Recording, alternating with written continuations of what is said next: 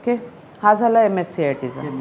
Okay, आत्तापर्यंत तुम्हाला जे सांगितल्या स्कीम्स या सगळ्या म्हणजे स्कॉलरशिपच्या बाबतीत आहेत, मुलांना आणि त्यांच्या म्हणजे कामगारांना. काय 2 स्कीम्स आहेत ज्या कामगारांसाठी युजफुल आहेत, एक तर स्पोर्ट्सचं आहे आणि ही MSCITची. कुटुंबियांसाठी जनरल स्कॉलरशिप आहे, फॉरेन स्कॉलरशिप आहे, पाठ्यपुस्तक योजना आहे, MSCIT आहे आणि स्पोर्ट्स आहे. अशा ह्या 5 योजना आहेत. ओके, आता सर तुम्ही मगाशी जसं म्हणत होतात की कुटुंबासाठी काय आणखीन बेनिफिट्स आहेत, तर त्याच्यामध्ये 1-2 बेनिफिट्स आहेत. ह्याच्यामध्ये एक साहित्य प्रकाशन अनुदान योजना, ठीक आहे, ही मी नंतर कळवते तुम्हाला. कुटुंबासाठी जी योजना सांगितलेली आहे, आमच्याकडे कामगार कल्याण मंडळाच्या बाबत कदाचित तुम्हाला सगळं माहिती आहे, माहीत नाही, पण आमचा जो बेस होता हा शिवण वर्ग आणि शिशु मंदिर वर्गापासून सुरू झालेला आहे.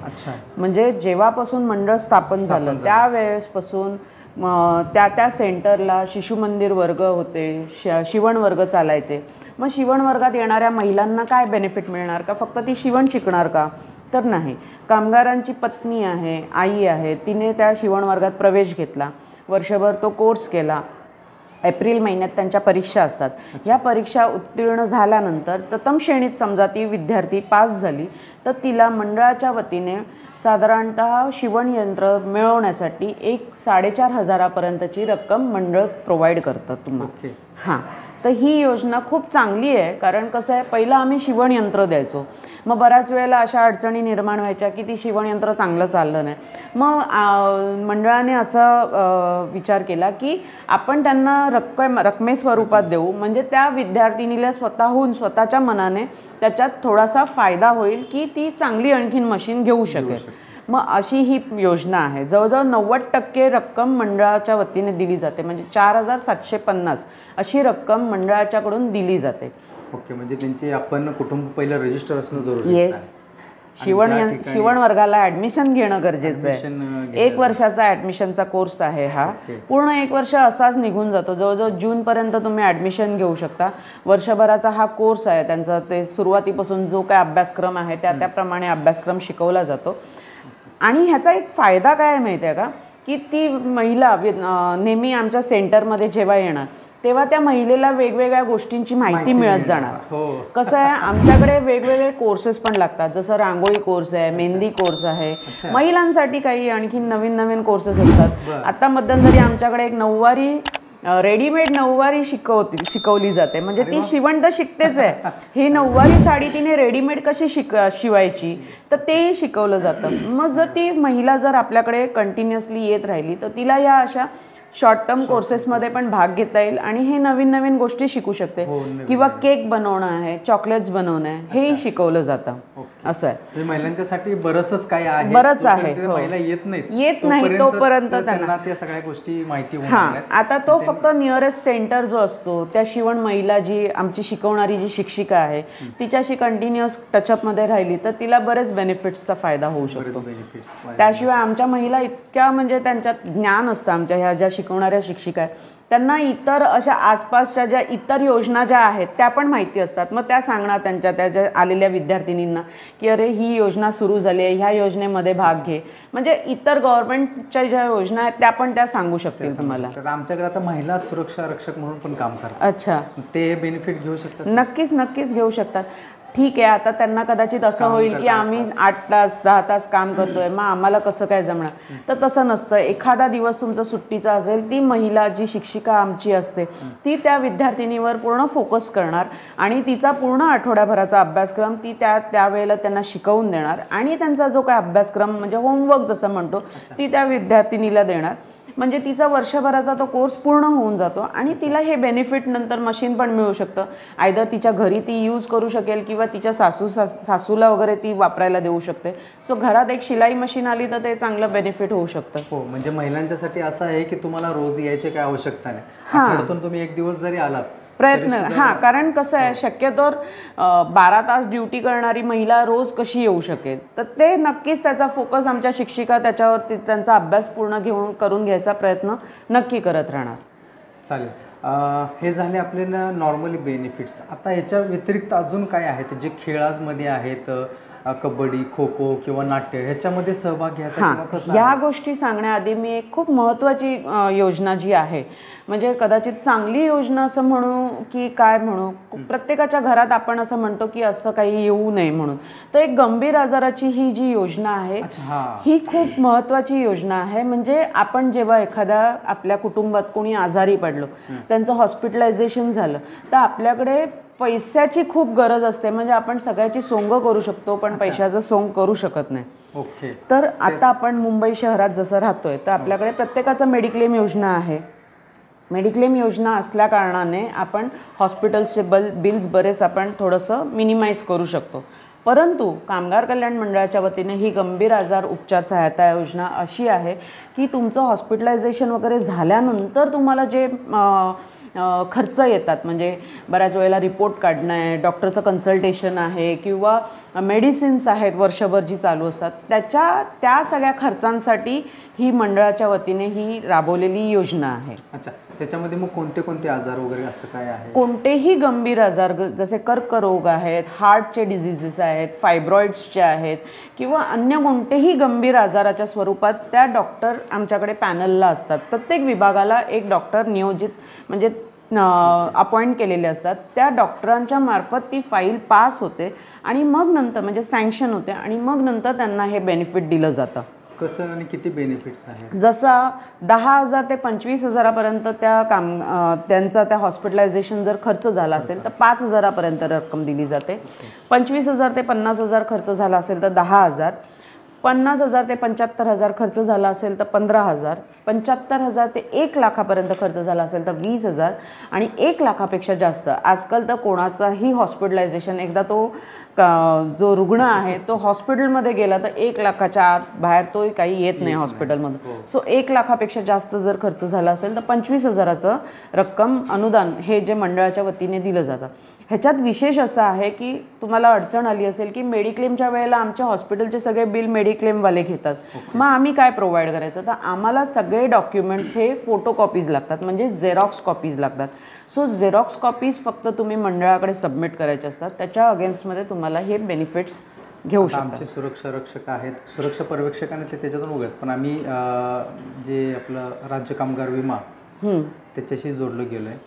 ओके. तर त्याच्यामध्ये आम्हाला सर्व काही बेनिफिट्स मिळतात. आता काही लोक बाहेर हे करतात आणि क्लेम करतात हां की बाबा रे बाहेर कुठं हॉस्पिटलायझरमध्ये खर्च झाला असेल किंवा तात्काळ त्याला ॲडमिट करावं लागलं असेल तर ते ॲडमिट झाल्यानंतर तो एक फाईल बनवतो आणि परत त्याचं क्लेम करतो. बरोबर. तो क्लेम केल्यानंतर जे काही रक्कम असेल ती त्याला मिळते, तर ती फाईल परत कामगार कल्याण मंडळामध्ये देऊ शकतो. हो, तेच सांगत होते मी तुम्हाला की ती फाईल तुम्ही परत मंडळाकडे जमा करू शकतात. आम्ही जसं सांगितलं की आम्हाला सगळे डॉक्युमेंट्स हे फोटोकॉपीज लागतात, ओरिजिनल कागदपत्र आम्हाला कोणतेच नको असतात.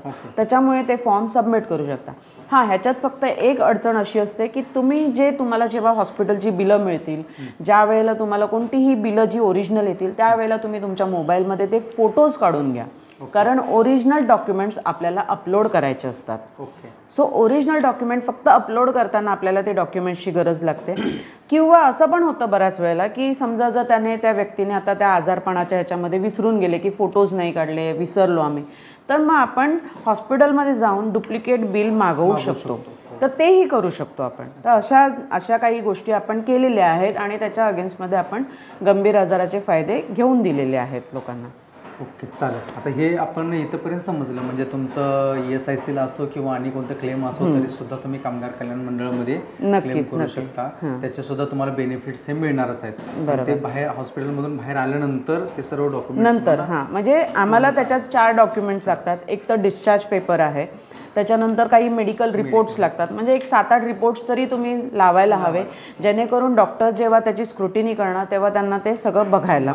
हॉस्पिटलचं बिल आहे, जर हॉस्पिटलचं बिल 1,00,000च्या आत असेल तर तुम्ही त्याच्याबरोबर सपोर्टिंग म्हणून तुम्ही रिपोर्ट काढतात ते बिलं, फार्मसीची बिलं, ती सगळी बिलं तुम्ही लावू शकता. जर 1,00,000पेक्षा जास्त असेल तर हॉस्पिटलचं बिल इनफ आहे. आणि त्याचा कामगार जो स्वतः आहे म्हणजे जो बेनिफिशियरी आहे त्याचा बँक पासबुक लागणार, कारण ती रक्कम ही NEFT होणार कामगाराच्या खात्यामध्ये. ओके ओके, चालेल. इथंपर्यंत आपल्याला समजलं असेल. आता मी तुम्हाला म्हटलं की खेळाच्या म्हणजे आता मध्यंतरी आमच्या काय सुरक्षा रक्षकांनी कबड्डीमध्ये आणि कुस्तीमध्ये सहभाग घेतला होता. जे ओके, आता हे जे झालं ते, अरे वा, मस्त सहभाग घेतला. चांगले छान आमचे सुरक्षा रक्षक खेळले. फार कमी वेळात त्यांना माहिती झालं आणि ॲक्च्युली मलाही सांगता आलं नाही आणि घाई गडबडीमध्ये झालं आणि त्यांनी काय जास्त प्रॅक्टिस केली नाही, परंतु छान खेळले.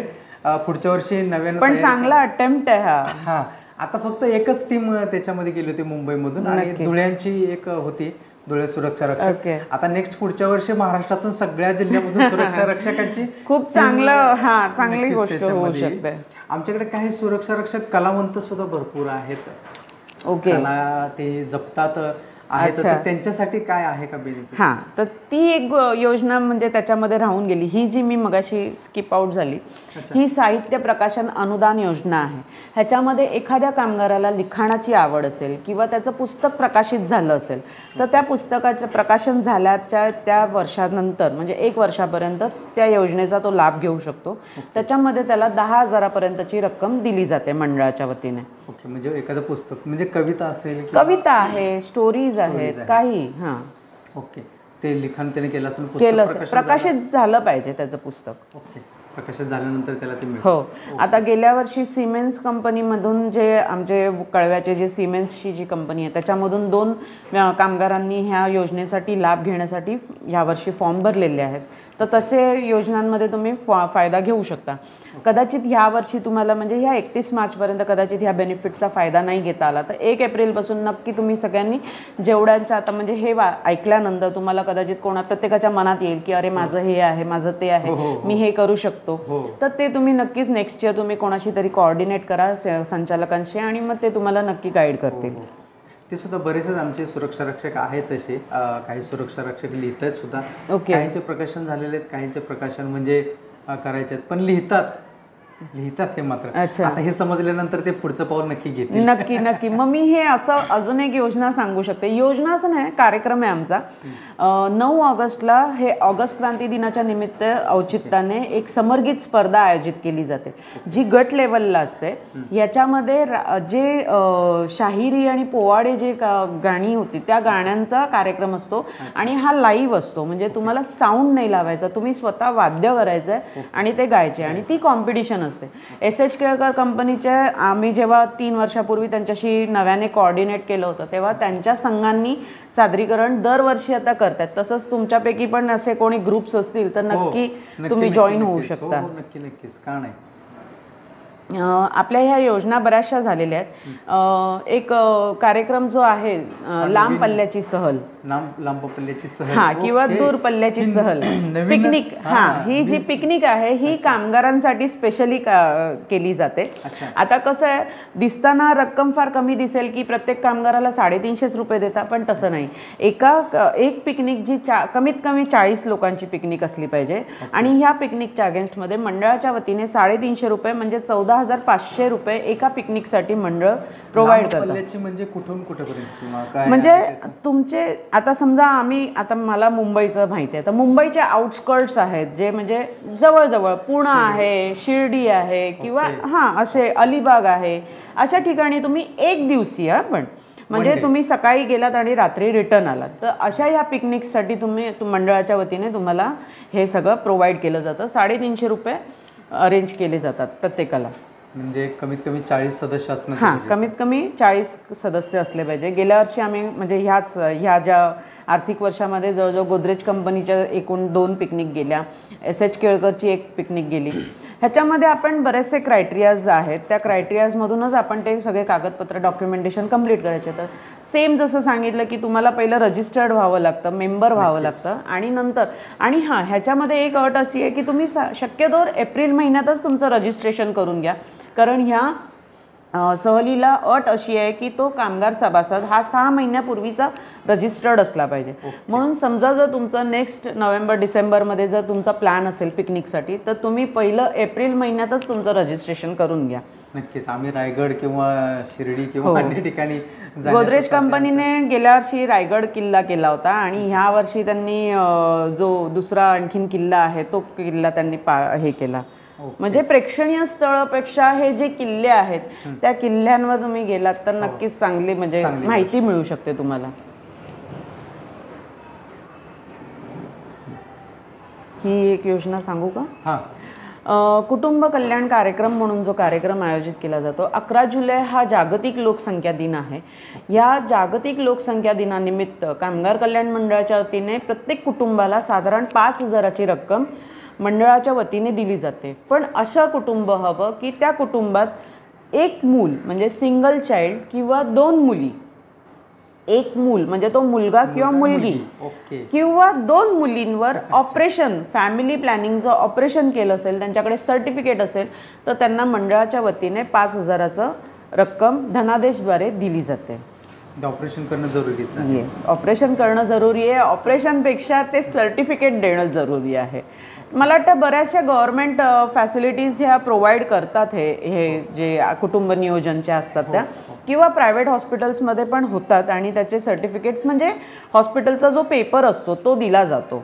सो तो पेपर त्यांनी प्रोव्हाइड करणं गरजेचं असतं. तर असे बरेच कुटुंब असतात आपल्याला माहीत नसतात, तर ते कुटुंब आपण त्यांना त्यांचा दरवर्षी म्हणजे प्रत्येक वर्षी असा हा कार्यक्रम आयोजित करतो आणि एकदा त्यांचा सत्कार केला जातो. ओके. हां, तर ही एक योजना खूप चांगली आहे, ज्याच्यात पहिलं फार कमी लेवलला होती, म्हणजे कमी रक्कम होती. आता 5,000 म्हणजे काही छोटी रक्कम नाही आहे, बऱ्यापैकी त्या कुटुंबासाठी हे होतं. पुरस्कारांबद्दल थोडंसं बोलते मी. गुणवंत कामगार कल्याण पुरस्कार हा सामाजिक, सांस्कृतिक, संघटन, क्रीडा आदी क्षेत्रात उल्लेखनीय कार्य केलं असेल तर त्यांना 25,000ची रक्कम दिली जाते मंडळाच्या वतीने. स्मृतिचिन्ह आणि मानपत्र दिलं जातं. राज्यपालांच्या हस्ते हा कार्यक्रम आयोजित केला जातो. या वर्षाचा कार्यक्रम अजून आजतागायत झालेला नाही आहे, पण नक्कीच पुढच्या येणाऱ्या 2-3 महिन्यात हा कार्यक्रम होऊ शकतो. पुढील येणाऱ्या वर्षासाठी पण ह्याचे फॉर्म निघतील, त्यावेळेला मी त्या पद्धतीने तुम्हाला त्याच्याबद्दलची माहिती कळवीन. त्याचे नियम आणि अटी जरा फार लेंदी आहेत, किंवा जे नियम आणि अटी असतील त्याच्याबद्दल प्रॉपर मी आमचे कामगार कल्याण अधिकारी श्रीयुत नितीन पाटील साहेब आहेत त्यांच्याशी भेट घालून देईन. ते तुम्हाला त्याच्यात जास्त डिस्क्रिप्शन देतील आणि तुम्ही त्यांना बाकीच्यांना त्याच्याबद्दल गाईड करू शकता. कामगार भूषण पुरस्कार आहे हा गुणवंत कामगार कल्याण मंडळाचा जो पुरस्कार आहे, गुणवंत पुरस्कार, तो घेतल्यानंतरच्या 10 वर्षाने ह्या पुरस्कारासाठी ॲप्लिकेशन करू शकतो तो कामगार आणि त्याला 50,000ची रक्कम दिली जाते. आता हा एक पुरस्कार जो आहे ना, हा राव बहादूर नारायण मेघाजी लोखंडे कामगार मित्र पुरस्कार. ही व्यक्ती किंवा संस्था म्हणजे तुमचं जशी जी संस्था आहे त्या संस्थेला पण आपण हा मंडळाच्या वतीने हा पुरस्कार दिला जातो. 75,000ची रक्कम आहे. त्याचे जे काय आहे म्हणजे तुमच्या ह्या संस्थेचा जो गौरव केला जातो. आता जसं म्हटलं की किमान 25 वर्षाचं कार्य असणं आवश्यक आहे. आता माझ्याकडे जे SH केळकर कंपनीचे जे लोक आहेत त्यांना ह्या पुरस्कारासाठी ते लोक खूप प्रयत्न करत आहेत. तर तसं म्हणजे तुमचं संपूर्ण कार्य काय केलेलं आहे, 25 वर्षात तुमच्या कंपनीने किंवा त्या संस्थेने काय कार्य केलेलं आहे त्याची माहिती सगळी, आणि मग ते डॉक्युमेंटेशन तुम्ही सबमिट करायचं आहे. त्या पद्धतीने ते पुरस्काराचा तुम्हाला दिला जातो. आपण सांस्कृतिक कार्यक्रम थोडंसं थोडक्यातच सांगते. हा एक कामगार साहित्य संमेलन आहे. जसं तुम्ही म्हणालात की तुमच्याकडे बरेच असे तुमचे बंधू आहेत जे लिखाणाची आवड आहे, काही कवी आहेत, काही लेखक आहेत, तर त्यांना हा कामगार साहित्य संमेलन जो असतो आमच्याकडे भरवला जातो तो खूप आवडेल. हा कुठे बाहेर म्हणजे आपल्या महाराष्ट्रातल्या कोणत्या तरी म्हणजे जिथे देवस्थान आहेत जिथे आहेत त्या ठिकाणी होतात हे कार्यक्रम, आणि तिथे तुम्ही त्या कामगाराला जायची संधी मिळते. त्याचा जाण्या येण्याचा खर्च आणि तिथे राहण्याचा खर्च मंडळाच्या वतीने दिला जातो. मला वाटतं जाण्या येण्याचा नाही, पण तिथे राहण्याची सोय मंडळ करतं आणि त्या सुट्टीसाठी पण मंडळाच्या वतीने तुम्हाला लेटर दिलं जातं, कारण 3-4 दिवसाचा कार्यक्रम असतो हा. साहित्य संमेलनामध्ये सुरक्षा रक्षक त्यांच्या कुटुंबापैकी कोणी सहभागी होऊ शकतात. ओके. म्हणजे तिथे कथा, कादंबरी, कविता किंवा वैचारिक लेखन हां. आणि आमच्याकडून पण काही जे वक्ते येतात ते खूप दिग्गज वक्ते येतात. जसे गेल्या वर्षी साहित्य संमेलन जे भरवलं गेलं होतं ते खूप चांगल्या म्हणजे खाडेसाहेबांच्या त्यांच्या मूळ गावातच ते कार्यक्रम घेतला होता. त्याच्यामुळे तिथे अगदी दिग्गज लेखक वगैरे आले होते. त्यांनी त्यांच्या वैचारिक गोष्टी सांगितल्या आणि खूप चांगला असा भव्य दिव्य कार्यक्रम होता. साहित्य दिंडी झाली तिथे. संपूर्ण महाराष्ट्रातून बरेच लोक आले होते आणि व्यवस्था ही खूप चांगल्या पद्धतीने केली होती म्हणजे मंडळाच्या वतीने. मला सांगायला फार कौतुक वाटलं त्या गोष्टीचं आणि चांगला एकदम कार्यक्रम झाला असा दणख्यात एकदम. यानंतर राज्यस्तरीय कामगार नाट्य स्पर्धा आहेत. जसं आता मगाशी आपल्या सरांशी भेट झाली, त्यांनी सांगितलं 3 तारखेपासून आपल्या स्पर्धा सुरू होणार आहेत.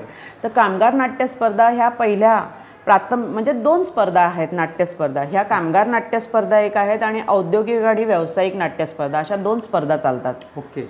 तर ह्याच्यामध्ये कामगार नाट्यस्पर्धा ही डिसेंबरमध्ये प्राथमिक लेवलला होते. त्याच्यातून जे पहिले 3 नंबर येतात त्यांना स्टेट लेवलला जायला मिळतं. ओके. आणि औद्योगिक व व्यावसायिक नाट्यस्पर्धा म्हणजे प्रॉपर कंपनी स्वतः उतरू शकते, स्वतःच्या नावावर, कंपनीच्या नावावर उतरू शकते. तर अशा ह्या 2 वेगवेगळ्या स्पर्धा आहेत. जसं तुम्ही म्हणताय की तुमच्याकडे ग्रुप्स होऊ शकतात असे. हो आहेत, असे ग्रुप्स आहेत की ते स्वतः येऊ शकतात आणि सादरीकरण किंवा ते. तर नक्कीच मला वाटतं पुढच्या वर्षासाठी तुम्ही प्लॅन करा ह्या स्पर्धेसाठी. साधारण डिसेंबर महिन्यात आपल्या ह्या स्पर्धा आयोजित केल्या जातात. 3 महिन्यापूर्वीच आपलं रजिस्ट्रेशन असलं पाहिजे. जसं मी म्हटलं की सभासद असणं अनिवार्य आहे. तुम्ही कोणत्याही बेनिफिट्स घ्या, प्रत्येक बेनिफिटसाठी तुम्हाला सभासद राहणं गरजेचं आहे. सो आपण शक्यतोवर असं विचार करूया ना की 1 एप्रिललाच आपण रजिस्ट्रेशन करून घ्यायचं, म्हणजे मग टेन्शन राहिलं नाही. वर्षभरासाठी ते रजिस्ट्रेशन आहे. 15 रुपयाची फी कामगाराची, मुलांची 20 रुपये किंवा कामगार कुटुंबियांची 20 रुपये. मग कोणत्याही एखाद्या सेंटरला तुम्ही रजिस्टर व्हा, म्हणजे त्या वर्षभराच्या बेनिफिट्स जे तुम्हाला घ्यायचे ते तुम्ही इमिजिएटली त्या वेळेला फॉर्म जसे येतील तसे तुम्ही घेऊ शकता. या महिला नाट्य महोत्सव आणि बालनाट्य महोत्सव म्हणजे ह्या 2 महोत्सव जे आहेत हे स्टेट लेवलला न होता फक्त एक सर्कल लेवलला होतात, जिथे महिलांना आणि मुलांना एक प्रोत्साहन मिळावं, एक व्यासपीठ उपलब्ध करून द्यावं म्हणून ही नाट्यस्पर्धा आयोजित केली जाते. कामगार भजन स्पर्धा आहेत. मला वाटतं भजनाचे संघ असतील तुमचे सगळेच. मला तर डेफिनेटली माहिती आहे, कारण पुरुषांचे तर संघ म्हणजे इतके दणकेदार असतात की बस त्याला म्हणजे काही तोडच नाही आहे. तर असे भजन स्पर्धा पण आयोजित केल्या जातात. त्या स्टेट लेवलला आयोजित असतात. म्हणजे 30 जानेवारीला गांधीजींची पुण्यतिथी, त्या दिनानिमित्त आपण ते स्टेट लेवलला त्याची स्पर्धा आयोजित केली जाते. तर ती स्पर्धा आहे. तर ह्या अशा स्पर्धांसाठी नक्कीच मला वाटतं सगळ्यांनी फॉलोअप ठेवा. ज्यांनी जे हे यूट्यूब पाहतील त्यांनी नक्की त्याच्याबद्दलचा प्रत्येकाला असं मनात येईल की अरे मी ह्या पॉईंटला बसू शकतो, मी या स्कॉलरशिपला घेऊ शकतो. तर त्या वेळेला तुम्ही त्यांच्याबरोबर फॉलोअप ठेवा, सरांशी फॉलोअप ठेवा. नक्कीच तुम्हाला त्याचे बेनिफिट्स मिळू शकतील. लोकनृत्य स्पर्धा आहेत. समरगीत स्पर्धा मी जशी सांगितली की ती जी स्टेट लेवलला नंतर होते ती. कबड्डी स्पर्धा जे तुम्ही बोललात की ह्या वर्षी तुम्ही उतरलात कबड्डी स्पर्धेला, आणि त्यानंतर कुस्ती स्पर्धा आहेत. कामगार केसरी आणि कुमार केसरी. मला वाटतं ह्या आता मी त्यावेळेला नव्हते, मी रजेवर होते, पण ह्या स्पर्धा आयोजित केल्या होत्या. आपल्या एल्फिस्टनलाच होत्या ना दोन्ही पण स्पर्धा.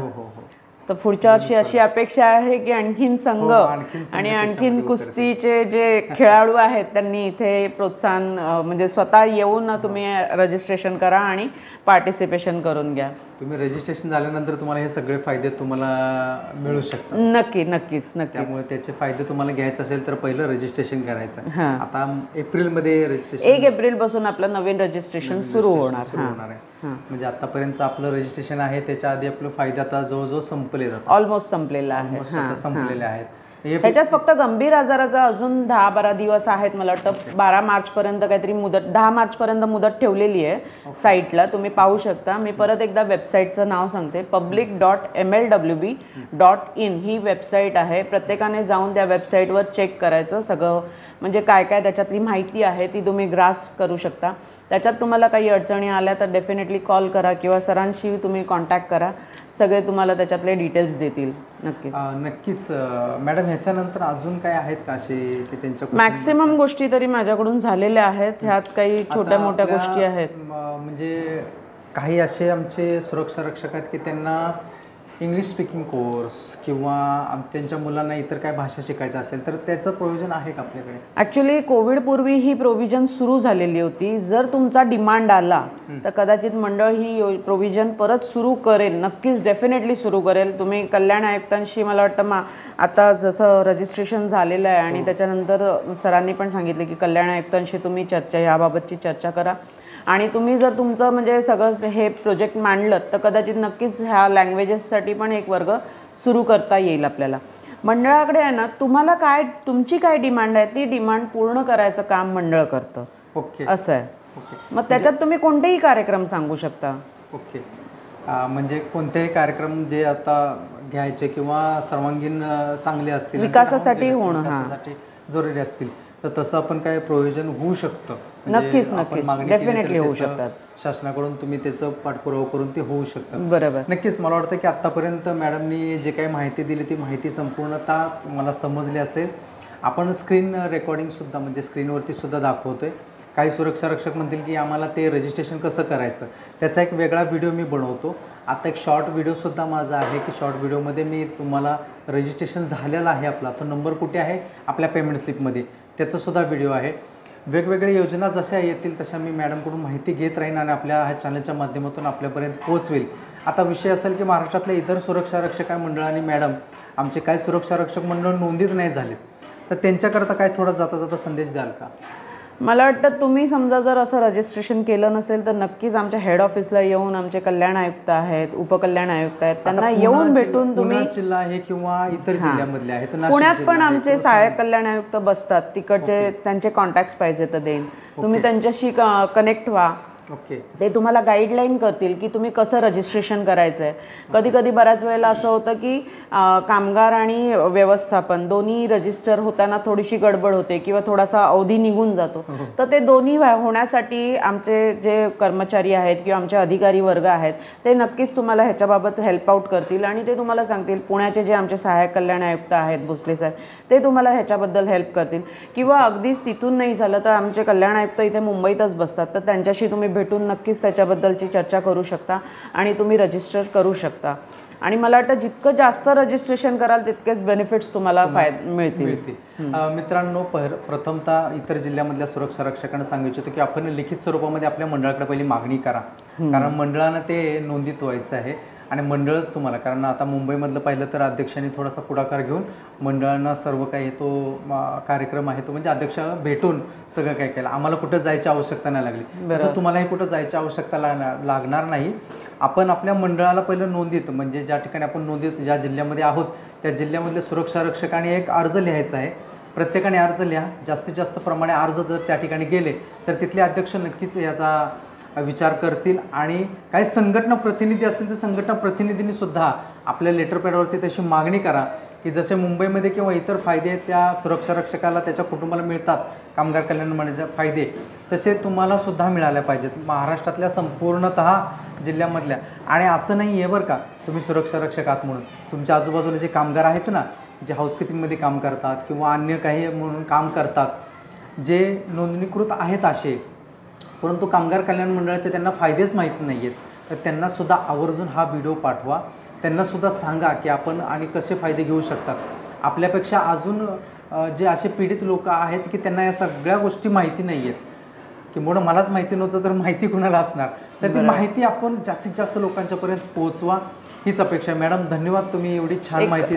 दोनच फक्त गोष्टी मला ह्याच्यात सांगायच्या. जसं सर तुम्ही सांगितलं की बरेच नोंदणीकृत कामगार आहेत, तर ह्याचा बेस असा आहे की एका आस्थापनेत 5पेक्षा जास्त कर्मचारी असतील तर त्यांना ही कायदा मॅन्डेटरी आहे. त्याच्यामुळे त्यांनी त्यांचा हक्क घेणं अगदी गरजेचं आहे. त्याच्यामुळे ते रजिस्ट्रेशन झालं पाहिजे. दुसरी गोष्ट अशी, जसं तुम्ही म्हणताय की तुमच्या अध्यक्षांनी हे पुढाकार घेऊन सगळं केलेलं आहे, तसंच मी आमच्या कामगार कल्याण मंडळाचे कल्याण आयुक्त यांचेही मी आभार मानीन, कारण त्यांच्या प्रयत्नांनी हा सगळा जो डोलारा आहे तो एवढा मोठा ह्यूज 21,000 कामगारांची जी रजिस्ट्रेशन झालेलं आहे तो त्यांच्याच माध्यमातून झालेलं आहे. सो मी त्यांचे वैयक्तिक आभार मानीन आणि त्यांच्यामुळेच बऱ्याच नवीन नवीन गोष्टी घडत गेल्या. जसं आता तुम्ही मला वाटतं मध्यवर्ती कार्यालयाला आमच्या व्हिजिट केलेले आहेत, तर तिथे तुम्ही पाहिलं असेल शूटिंग रायफलची जी खेळ आहे तो एक नवीन उपक्रम सुरू झालेला आहे. जर मुंबईमधले जे रजिस्टर्ड कामगार असतील आणि त्यांना वेळ असेल तर नक्की आमच्या मध्यवर्ती कार्यालयाला व्हिजिट द्या. शूटिंग रायफल आहे, त्याच्यानंतर आणखीन 1-2 खेळ. स्विमिंग पूल हा एशिया लेवलचा स्विमिंग पूल तयार करण्यात आलेला आहे. जरी तो आता सुरू झाला नसेल तरी ह्या मे महिन्यात हा स्विमिंग पूल सुरू होणार आहे. तर तुम्ही नक्कीच येऊन पाहून जा. तिकडची जी लायब्ररी आहे ती एकदम म्हणजे अद्यावत केलेली लायब्ररी आहे, तर ती नक्की तुम्ही व्हिजिट करा. खूप सुंदर अशा योजना ह्या आता आमचे जे कल्याण आयुक्त आहेत रविराज इळवे साहेब, त्यांनी हे त्यांच्या प्रयत्नांनी केलेले आहेत. सो मी विशेष आभार त्यांचे मानते. धन्यवाद मॅडम, तुम्ही दिल्या सर्व माहिती आणि तुम्हालाही माहिती मिळाली असेल. मित्रांनो, व्हिडिओ आवडल्यास लाईक करा, शेअर करा, चॅनल सबस्क्राईब करायला विसरू नका. जाता आपण भेटू पुढील व्हिडिओमध्ये. तोपर्यंत आपली काळजी घ्या. नमस्कार.